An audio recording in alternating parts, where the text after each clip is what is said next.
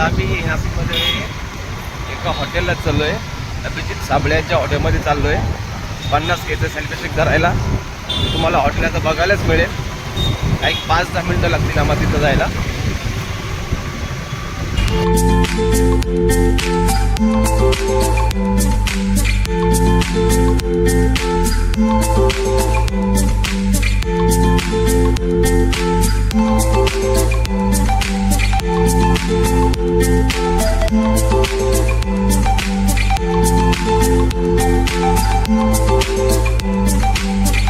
आले हॉटेलला नाव बघून घ्या.